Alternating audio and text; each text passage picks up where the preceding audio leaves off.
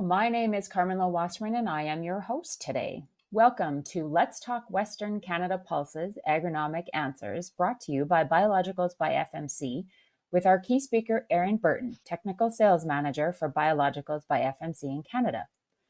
Biologicals bring new modes of action and aid in extending the usefulness of existing chemistry. As a premix, tank mix, or as a rotational product, biologicals can be a sustainable tool to address growers' evolving needs and tackle resistance while helping to prolong the life cycle of synthetics and protecting the environment. Without further delay, I would like to introduce our speaker today. Erin grew up on a mixed farm in southwest Saskatchewan. She attended the College of Agriculture at the University of Saskatchewan with a major in soil science.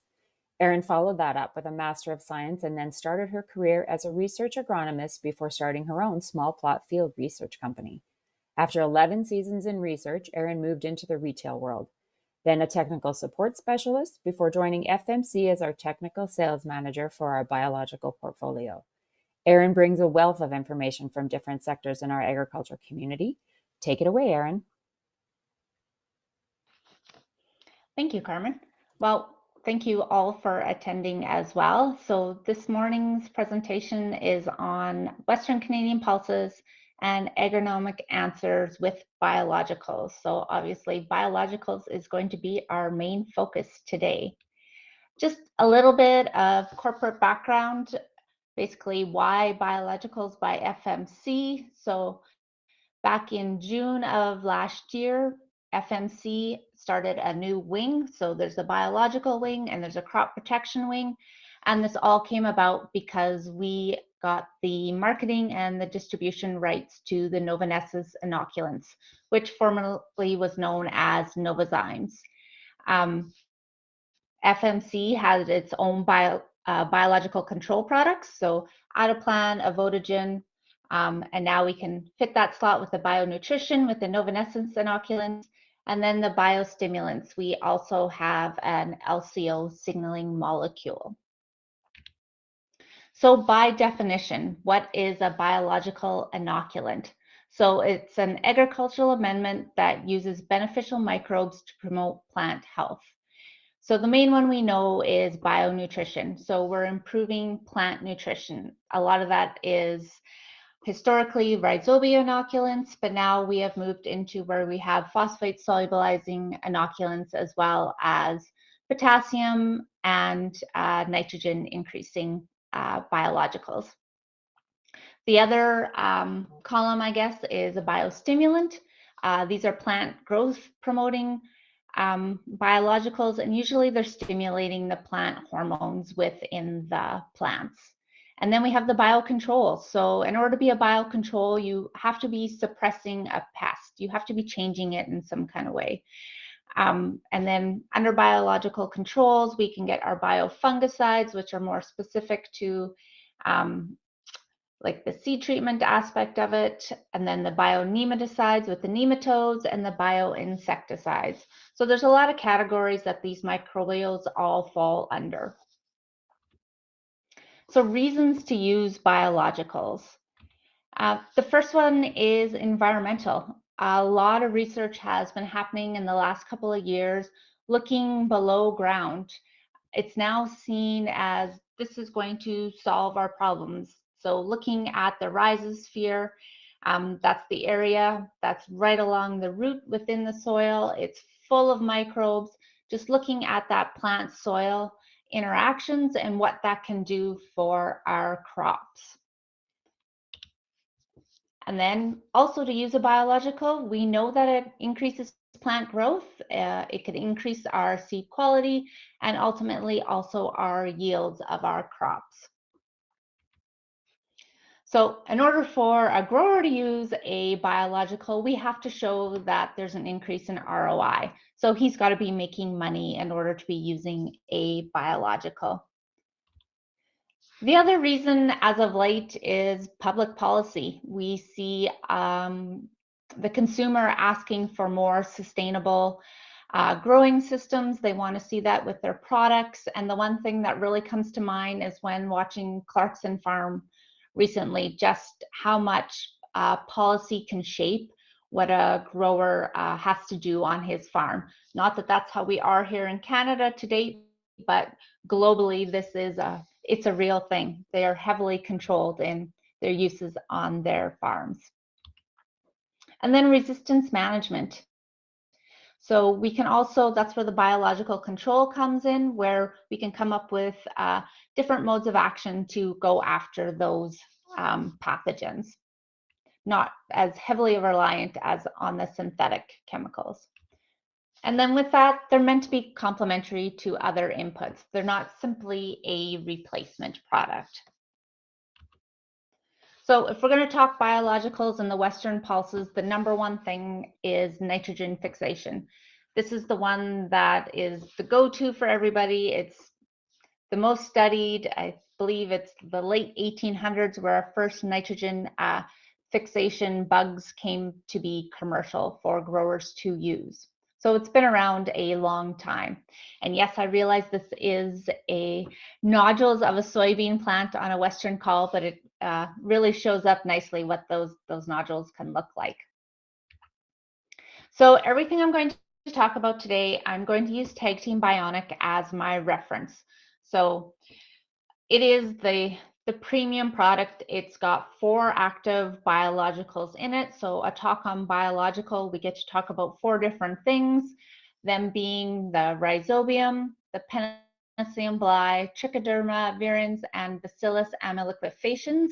And then I have a 4 and a plus, because the plus is the LCO signaling molecule. So it's not a microbe, but it is an active. So we'll start off the whole talk with the easiest one, the most known. It's the nodule formation and nitrogen fixation.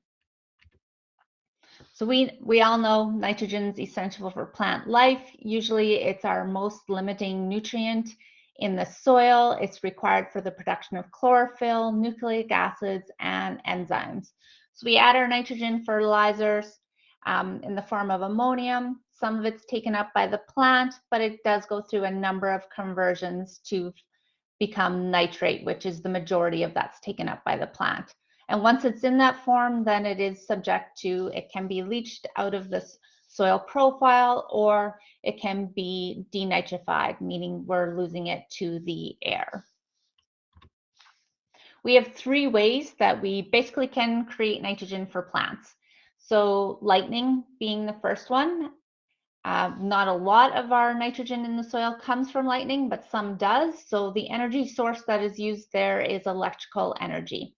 So it's causing the atmospheric nitrogen to react with atmospheric oxygen, and it enters the soil as nitrate through precipitation. Our second one that is very well known is our Haber process, and this is how we create fertilizer. So the energy source for this is natural gas. So we're using the hydrogen from the natural gas.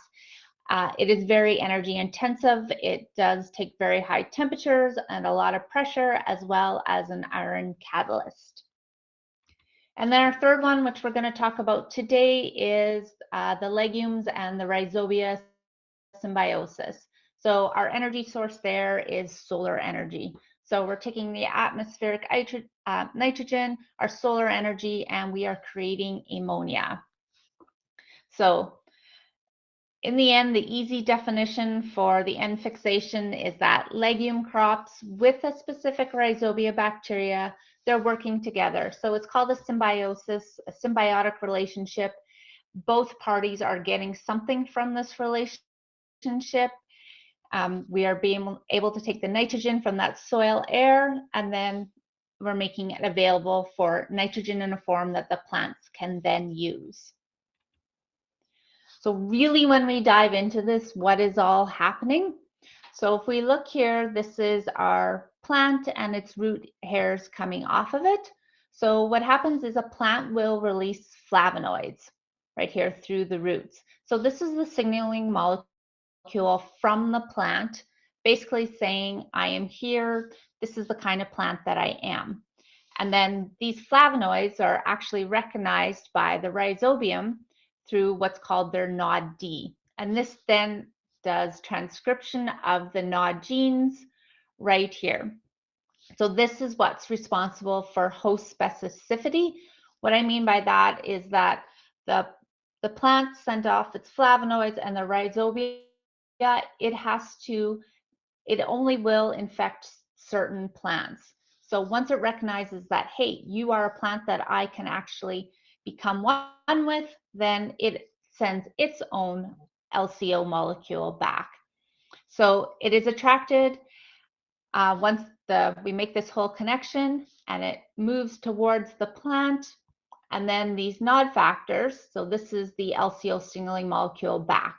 So what that means is it's sending its signaling molecule back saying, I am the right kind of rhizobia for you. And then in turn, what happens is the plant starts to do its own process to make it a nice and inviting place so the rhizobia can then enter into this root hair. So it comes in through this infection thread, comes in, and then we start to get this root curling, and that is where the nodule forms. So the rhizobia now is right inside this plant. From there, you see it coming in this little infection thread, and then basically it's released into the plant. And then it undergoes a series of transformations, and then it forms these little bacteroids. And within these little bacteroids is where the whole process is taking place for N fixation. And it does produce a nitrogenase, and this is an enzyme. This is the whole catalyst for the conversion of that atmospheric nitrogen to ammonia. So you can see here as we go through the nitrogenase enzyme, it's then releasing this NH3 out to the plant for it to use. So within this whole process, it is also using phosphorus. So it is taking phosphorus from this plant in the form of ATP in order to make this all happen. So how long does this take? It usually takes about 14 days is as early as what you're going to see nodules. That's quite early. Usually it takes more up to 3 to 4 weeks. So this here is a pea plant with these wonderful little nodules on it. If you're going to go out and start looking for nodules, you'll usually do it at that 6 to 9 node stage. What our absolute peak with pulses is that R1, so the flower bud. That's when you should see the best or the most amount of nodulation. And after that, then they start to have a decline. So just a couple definitions, because we always say you'll know when a plant is actively fixing nitrogen because it'll be nice and red within the nodule itself. So we can see here these active pink nodules, it's fixing nitrogen, and then we have these inactive white nodules. So what actually is causing that is called leg hemoglobin. So this is a pigmentation within. It's actually produced by the plant, and what it's doing is it's regulating free oxygen in the nodule. As too much oxygen then reduces the nitrogenase activity, and we don't want that to happen because that's our enzyme that's making this whole process a go. When we look at different plants and their ability to fix nitrogen, this is actually research from Dr. Fran Wally at the U of S. A few years ago, she looked at different crops and how much N they are able to get from N fixation. So you can see here faba beans are very good at fixing nitrogen. They can get 88% of their nitrogen needs from fixing nitrogen. And then we go down, pea here's 56%. Chickpeas average 56%. She did find there was a difference between the Desi and the Kabulis. And then lentils as well, 54%. She didn't actually look at soybean, but other studies have shown that it's about that 50 to 60%.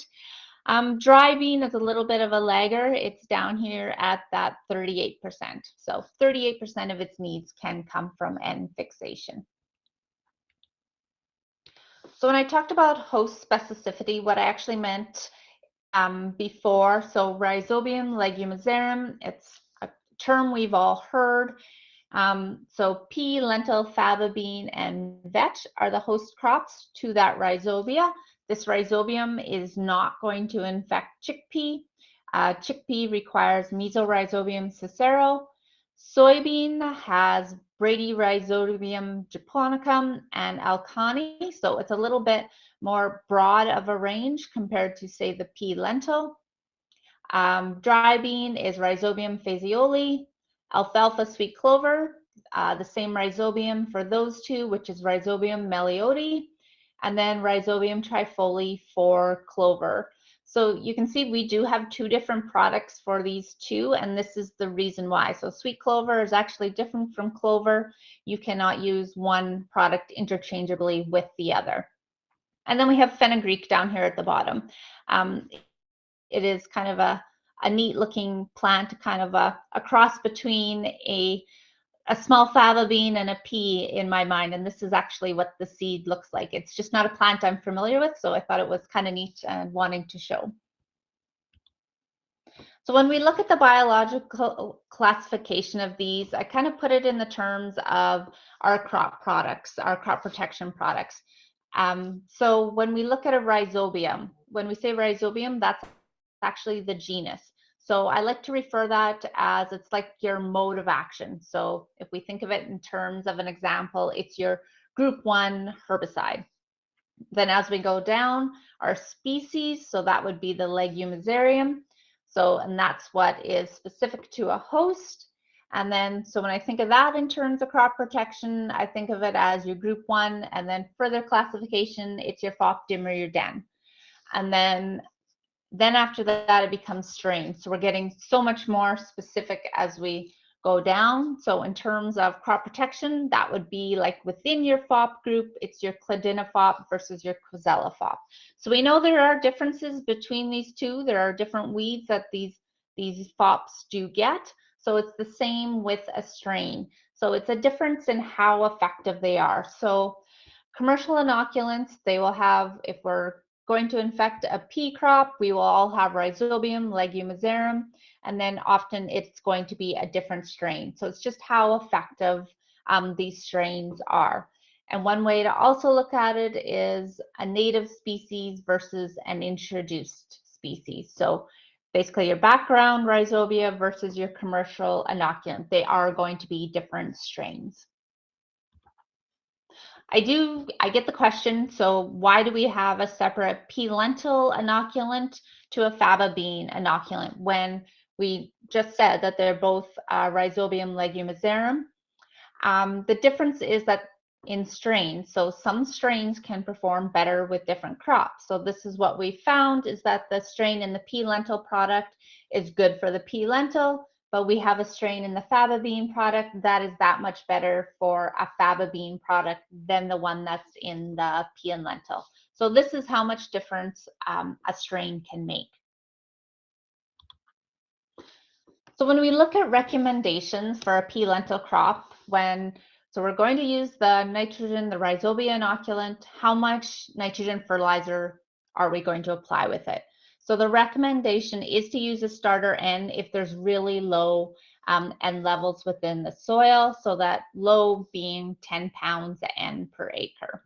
There is a little bit of a lag time. As I said, it can take a few weeks before nodulation occurs, so we don't want there to be an N deficiency to that crop as we're waiting for the Rhizobia to come in and affect the crop and start producing that nitrogen. And of course, anything above 35 pounds an acre of N in the seed row is toxic damage. That's seedling safety to a pea lentil. And then as well, if there's too much N, the plant's going to take the easy route. The plant is giving off sugars for these Rhizobia in order to do the job. So if the nitrogen's already there in excess, it's just going to use the nitrogen that's already there in the soil and not form as good of the nodulation. Chickpea and nitrogen fertilizer. So Yantai Gan did a study back in 2009, and this is kind of when chickpeas were starting to really come full force in Saskatchewan, just wanting to see different nitrogen amounts and what effect it actually had on our chickpea crops, as well as looking at different environmental conditions. So he had a range of nitrogen that he applied to the soil. So 0, 25, 57, 75, and 100 pounds per acre. Then he used 2 different tilling systems. So he used a no-till with the assumption that it's going to have lower water, because he wanted to see if the water was restricted, how that was going to affect nodulation and fixation for a chickpea crop. And then the other assumption was with the till fallow is that it was going to have higher N in the soil. So what he did find through the study is when he compared the rhizobia to the no rhizobia treatments, that granular inoculant that he used did increase seed yield, and it was quite high on the no-till. It was a 30% increase over the non-rhizobia. So this is in the lower water. So even though there was lower water, we were still, so drought conditions, we still got a good yield increase with that chickpea granular inoculant. And as expected, the yield increase was only 8% when we had those high end soils. So basically what he did find with using these different fertilizer rates was that the chickpea inoculant was able to actually replace 100 pounds of N per acre. So had he not used the rhizobia, he would have had to apply 100 pounds of N per acre. So this is a little bit where the whole sustainability piece comes into play. Dry bean recommendations. So we saw on the other one that dry beans don't fix N as well as the other pulse crops. They have seen a really good positive response to using starter N, and the amounts recommended is quite a bit higher than what we see in the pea and lentil crops. So the recommendation here is 22 to 67 pounds per acre. As well as also to use an inoculant. So you are still going to get an inoculant response, but it does have to be supplemented with that nitrogen fertilizer. A question that's kind of come up a little bit over the past couple of years is why inoculate with rhizobia year over year? Do we still have to be doing this? So just to touch on background population, there has been studies done with it. One of the gentlemen, Kevin Vesey out of U of M, has done quite a bit of studies looking at background versus commercial inoculant and just what happens to these microbes over time, what's happening in the soil. So the one thing to start, if you've never had a pulse, then basically the background rhizobia is not there. So you're going to have virtually non-existent nodulation. I guess for us in Saskatchewan, we find it hard to believe that we will still come across fields that have never had pulse crops, but that's more of a thing possibly as Manitoba, as we start to push where we're growing these crops, there will be areas that have never had a pulse. The same thing if it's never had a chickpea crop, it's never had the proper inoculant put into the soil, the proper rhizobia. So the other thing that is found is that those introduced populations, they do decrease over time. And specifically to the study that was done is genetic mutation. So we put these commercial inoculants in, we've studied that they are the best strains out there, the best at fixing the nitrogen, and then they evolve. So it only takes 1 to 3 years and you no longer have that really good strain of rhizobia. It has now become a survivor in the soil. Its main focus is no longer fixing nitrogen. It's just purely surviving. So this is a little quote that I found out of Top Crop Manager this year. It's Chris Hosselfeld, sorry, struggle over that. And it's actually with trials that were done at Indian Head. And this is kind of his quote is that biological N fixation is simply too important and naturally occurring populations of the rhizobium could easily vary from year to year or across the landscape. So basically, to summarize, why would you take the risk of not using a commercial inoculant? And then we'll take it one step farther. This is another study done by Kevin Vesey. He specifically was looking at how symbiotically effective these strains are. So they can infect, meaning they can form nodules, but are they really good at fixing the nitrogen? So like I said, the nodules will form. If you got background rhizobia, you'll pull up your plant, you will see nodules. So they are able to compete and for those infection sites, form nodules. good at surviving, but not so good at N fixation. And this is what he found at 10 site years. 10 out of the 10 sites showed greater N fixation with the commercial inoculant used compared to the relying on the background rhizobia. And the average across those 10 was actually a 26% increase in N fixation with the commercial inoculant. Like I said, the commercial inoculants, they've been studied, they've been heavily vetted to make sure that they are really good at fixing nitrogen. So the conclusion with his study was that inoculation results in more effective symbiosis than depending on resident rhizobial populations. And he did this by looking at different N fertilizer responses. So here's a picture from, I believe it was Eston, Saskatchewan. So on the right is just using the native background rhizobia, and then, oh, sorry, on the left is the native background rhizobia, and on the right is the commercial inoculant. You can see the difference in the N fixation. The commercial is that nice deep green. It's getting enough nitrogen where it is struggling on the left. And if you didn't have check strip in your field, you wouldn't be able to see those differences. You drive by, look at that crop, pull it up, yep, it's got nodules, all is good, not realizing what it could have been. And then this one is looking at a chickpea crop, and that was just from this year. This wasn't intentional. It was the grower didn't properly close the tank lid, so it wasn't pressurized up and the granule wasn't coming out. So again, on the left is the native background rhizobia. On the right is the TagTeam BioniQ, and you can really see the difference in the plant. We're looking at 4 plants on the left versus 2. And then when I tried to blow it up so you could see the difference looking at the nodules, all these nodules with the TagTeam BioniQ versus only a few over here on the chickpea. So what happens if you have a nodulation failure? What can you do about it, basically? So if we look at the pea crop, generally it will remove 105 to 129 pounds of N per acre. So doing studies, what they found is the recommendation for a rescue app is to foliar apply 50 to 60 pounds of N per acre, and as early as possible, as soon as you know it. If there was a problem with seeding and getting that inoculant down.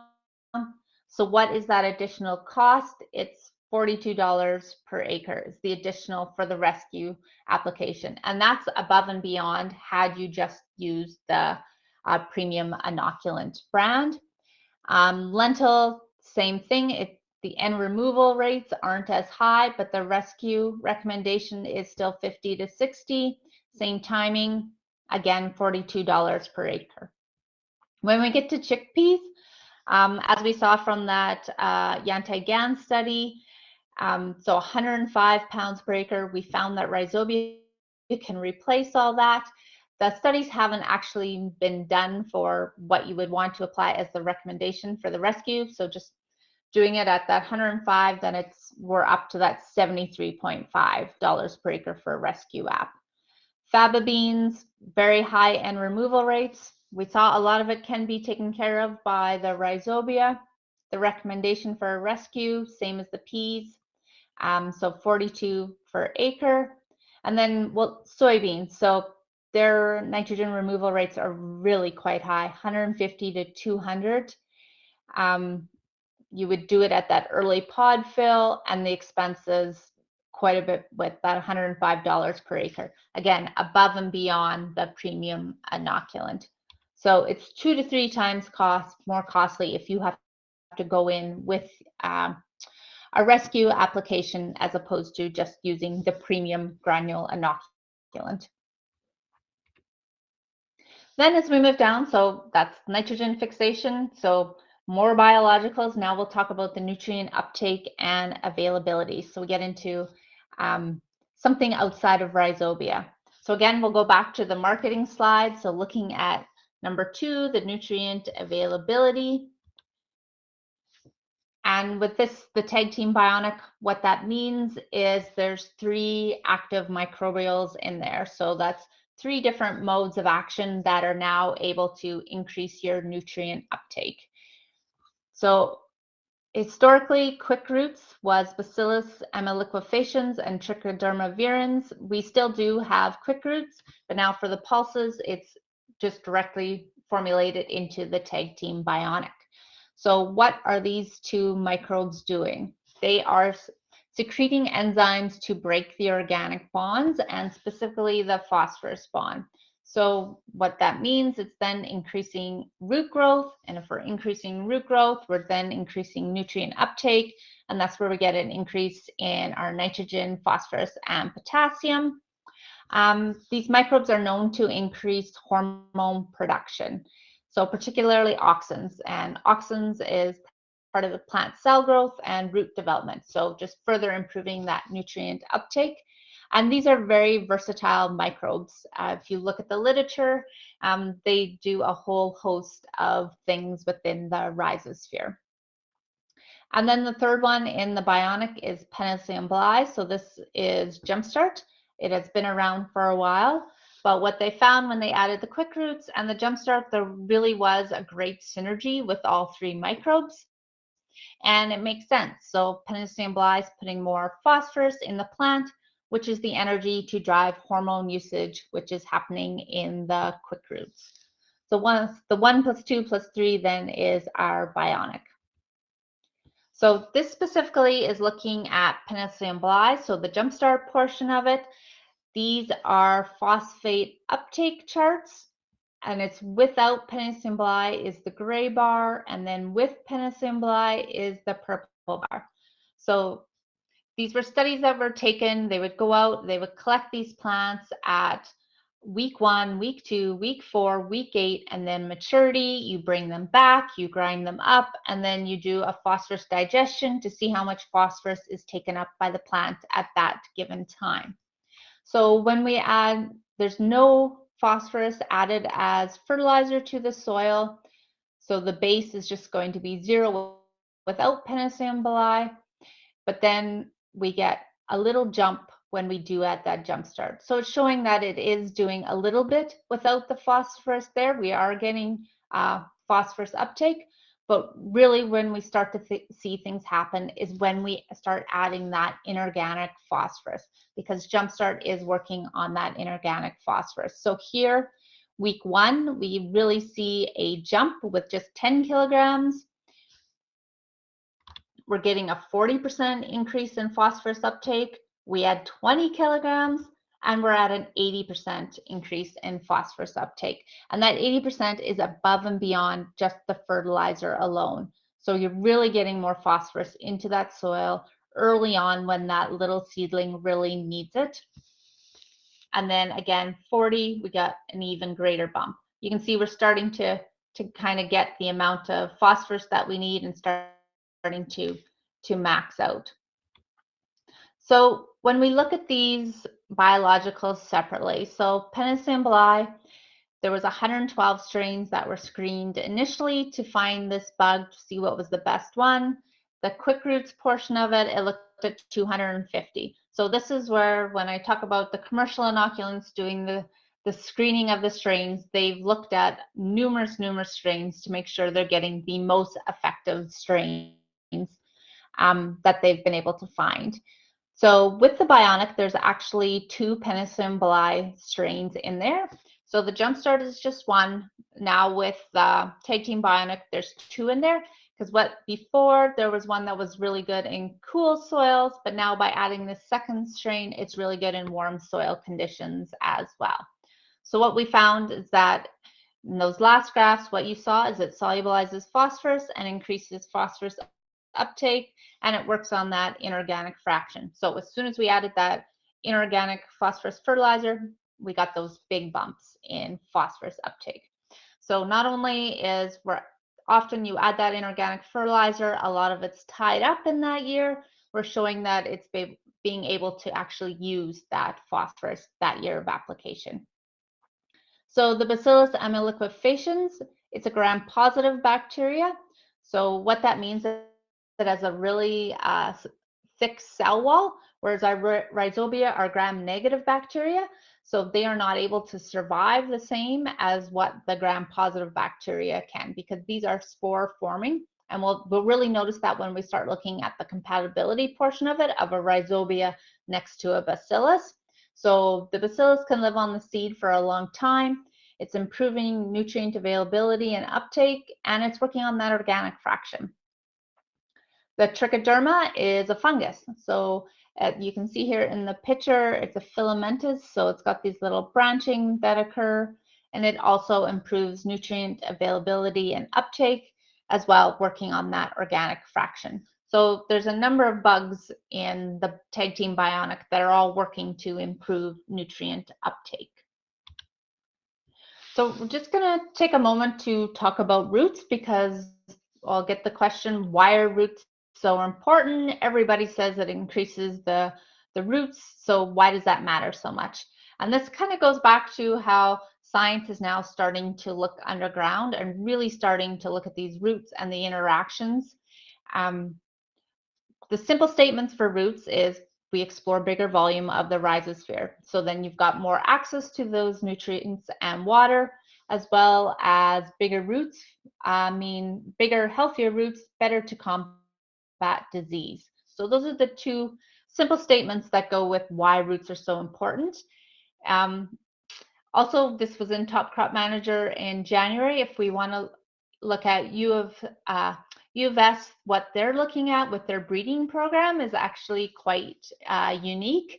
So they've now started to look at the phenological and genetic portion of the roots. So they're really starting to study what it's looking like underground and taking it to a breeding approach. So breeding for bigger roots. The theory behind this is disease, like we said, but they are specifically actually looking at Aphanomyces. Maybe these bigger roots will provide better resistance to Aphanomyces. So that is one parameter that they're actively looking at. Stress tolerance. So if you got a bigger root system, you're better able to handle the ups and downs of climate extremes. And then carbon sequestration. So got more roots, putting more carbon into that soil, better quality carbon. And then one way to look at it is you're actually increasing organic matter. As well, it's increasing soil water retention.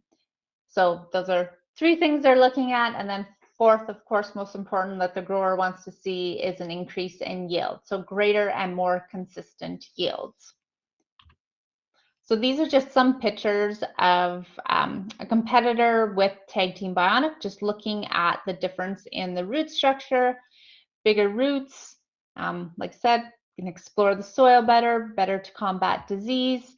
And then that's in lentils and youngston. And then here's field peas, the competitor, and then TagTeam BioniQ. So also, this is a quote that came from Mary Leggett.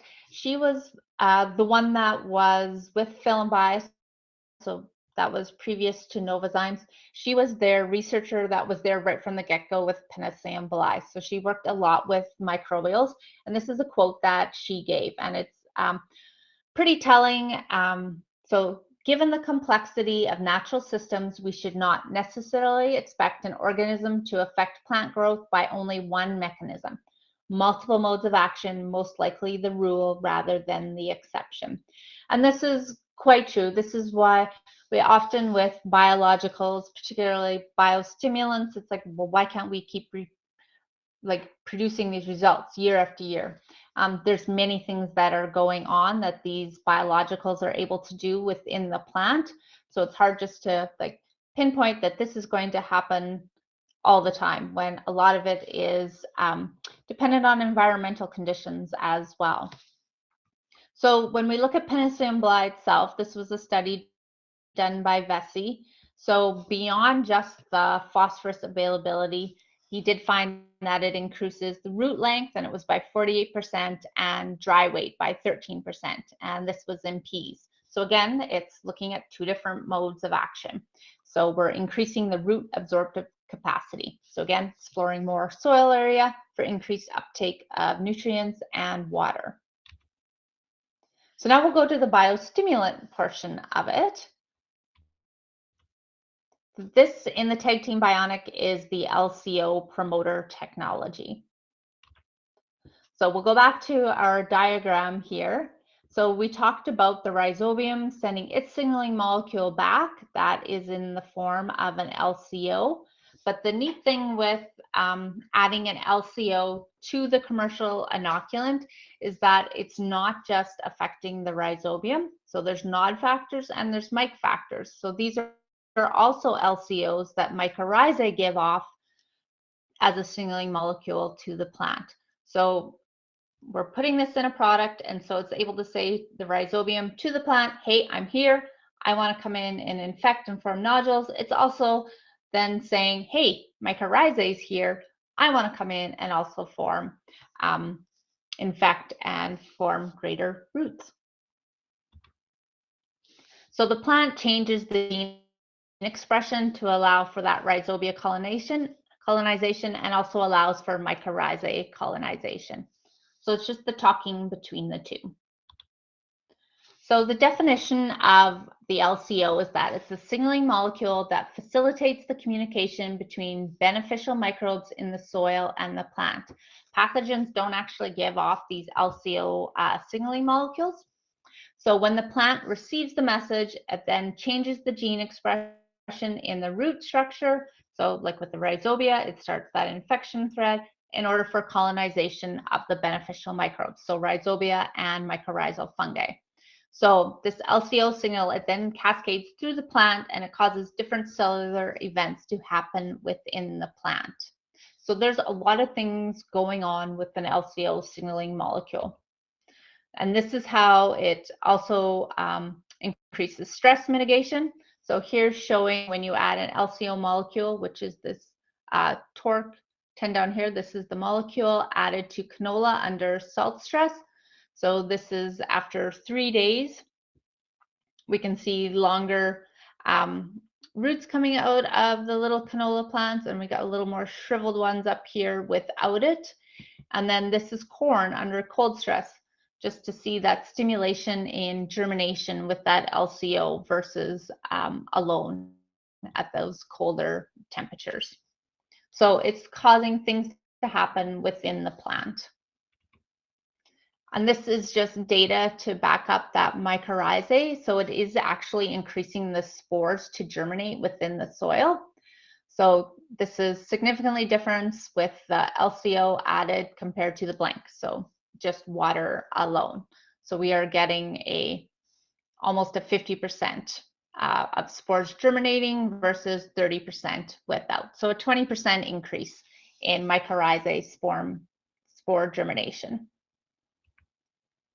So when we look specifically at the legume portion of it, what does it mean adding that LCO molecule there? So basically we are shortening that time from the plant sending its signal out, waiting for the rhizobia to single back. So now it's right there. So the plant can just start its process. It knows it's got a rhizobia there. So if their environmental conditions aren't great, if there's a lag time, this is taken care of with that LCO already being there. So then that means we're shortcutting that natural process. Earlier nodulation means greater end fixing.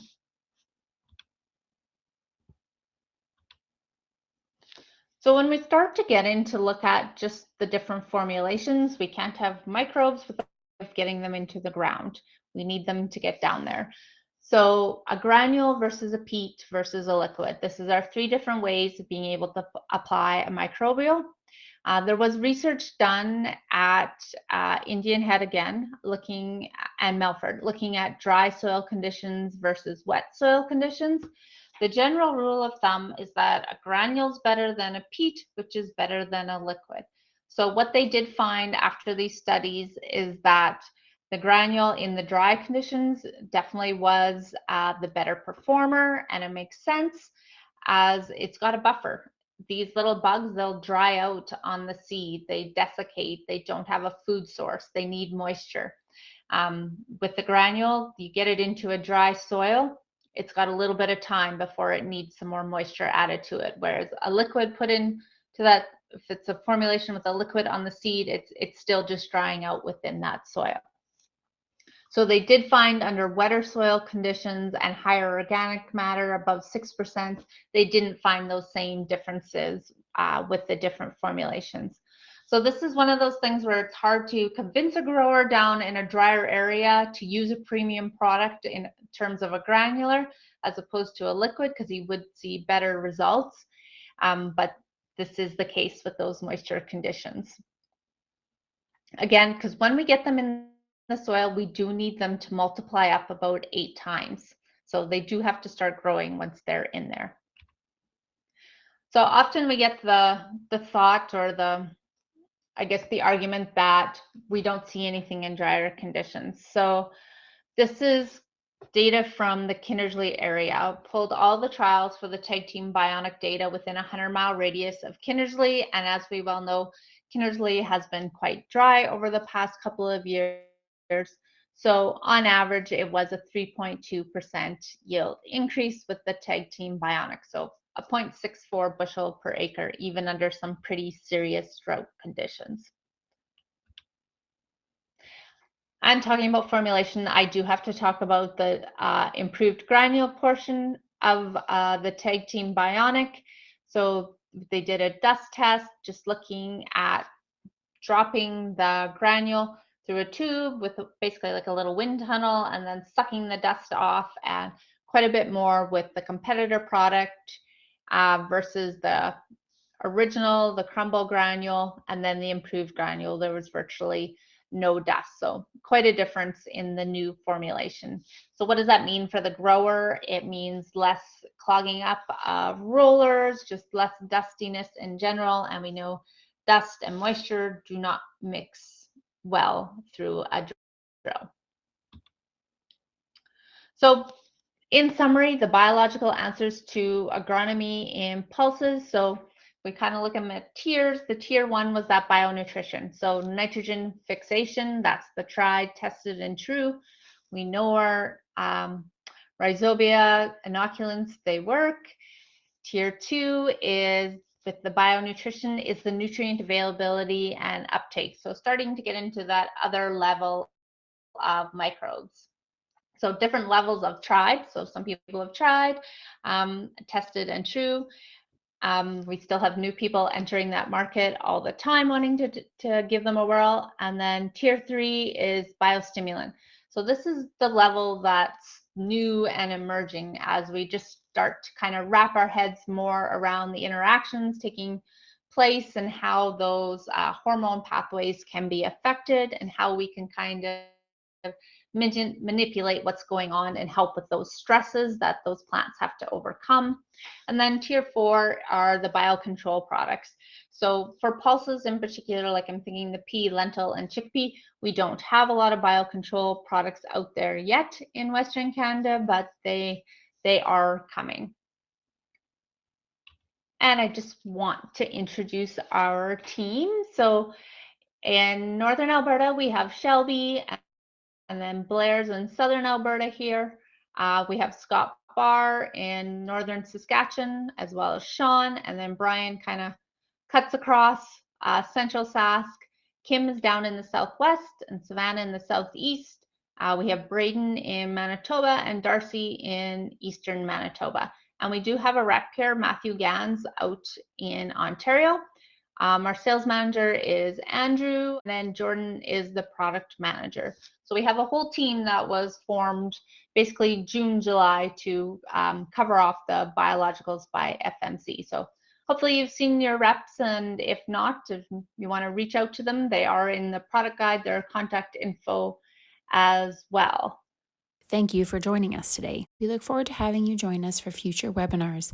Please go to our website or contact your local biological account manager for further information.